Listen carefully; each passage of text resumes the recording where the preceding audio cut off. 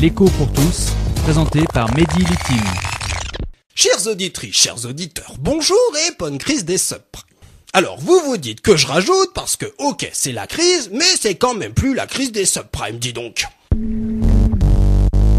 Parce que vous vous dites que, ok, des spéculateurs qui travaillaient pour des banques partout dans le monde ont spéculé comme on joue au casino dans James Bond, qu'ils ont perdu comme les méchants dans James Bond, que du coup les banques ont perdu beaucoup d'argent et que du coup elles n'ont plus pu prêter aux ménages, c'est-à-dire vous, ou aux entreprises, c'est-à-dire à vous aussi peut-être. Et que du coup, la crise financière déclenchée par les spéculateurs s'est transformée en crise économique qui ravage l'Europe en ce moment, et surtout ses pays les plus faibles. Mais voilà, pensez-vous, la crise des subprimes, c'est un truc de vieux, c'est trop genre la saison 3 de Dexter, alors qu'en ce moment dans les médias, on parle plutôt de Jones, c'est-à-dire qu'on parle plutôt de la crise de la dette, c'est-à-dire plutôt de la saison 6 de Dexter. Oui, mais voilà, la crise des subprimes touche encore directement l'État via ses collectivités locales.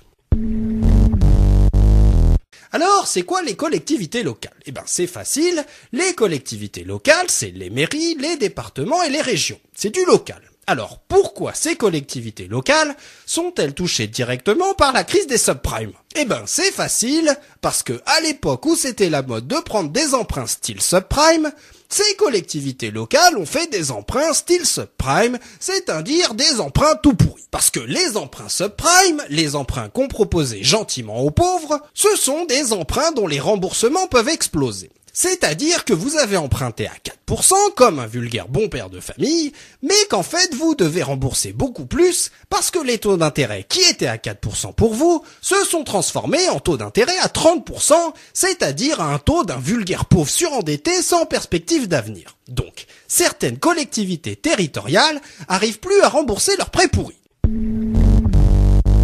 Alors, vous vous dites que, mais enfin, dans ce pays, il y a bien une banque qui peut prêter de l'argent à ces collectivités locales, parce que quand même, c'est les collectivités qui investissent dans les routes, les écoles, les hôpitaux et tout le tralala.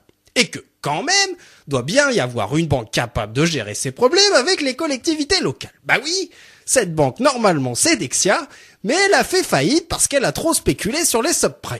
Alors là, vous vous dites que c'est con quand même, parce que qui dit moins ou pas d'investissement de la part des collectivités locales, dit moins de commandes pour les entreprises françaises de travaux publics, donc plus de chômage aussi, et vous vous dites aussi peut-être que les spéculateurs n'ont pas fini de nous emmerder, à force de nous faire payer leur lubie de joueurs de casino, même si souvent, la main sur le cœur, ils vous font croire le contraire à la télé, en s'écriant vive la République et vive la France.